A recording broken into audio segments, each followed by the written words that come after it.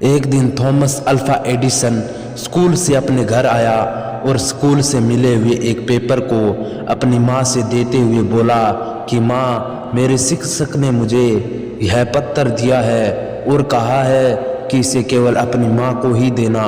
बताओ माँ, आखिर इसमें ऐसा क्या लिखा है? मुझे जानने की बड़ी उत्सुकता है। तब पेपर को पढ़ते हुए माँ की आंखें रुक गई और तेज आवाज में पत्र पढ़ते हुए बोली, आपका बेटा बहुत ही प्रतिभाशाली है। यह विद्यालय उसकी प्रतिभा के आगे बहुत छोटा है और उसे और बेहतर शिक्षा देने के लिए हमारे पास इतने काबिल शिक्षक नहीं हैं। इसीलिए आप उसे खुद पढ़ाए या हमारे स्कूल से भी अच्छे स्कूल में पढ़ने को भेजे।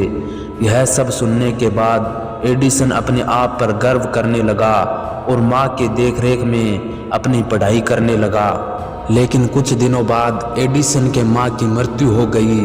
कई सालों के बाद एडिसन तो एक महान वैज्ञानिक बन गया और एक दिन एडिसन अपने कमरे की सफाई कर रहा था तो उसे अलमारी में रखा हुआ वह पत्र मिला, जिसे उसने खोला और पढ़ने लगा।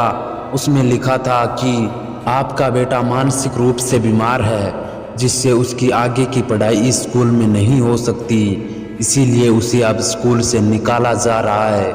इसे पढ़ते ही एडिसन भावुक हो गया और फिर अपनी डायरी में लिखा कि थॉमस एडिसन तो एक मानसिक रूप से बीमार बच्चा था, लेकिन उसकी माँ ने अपने बेटे को सदी का सबसे प्रभावशाली व्यक्ति बना दिया।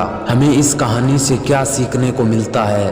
यह कि जीवन में हम क्या हैं, कैसे हैं, यह महत्वपूर्ण नहीं है, लेकिन अगर अपने ऊपर माँ की ममता और प्यार हो तो मानसिक रूप से भी बीमार बच्चे को भविष्य और नीति को बदला जा सकता है और बच्चा माँ के आंचल से दुनिया का सबसे महान वैज्ञानिक बन सकता है। अगर आपको इस कहानी से कुछ भी सीखने को मिला हो तो मुझे कमेंट में कहिए कि हाँ, मैंने कुछ सीखा है।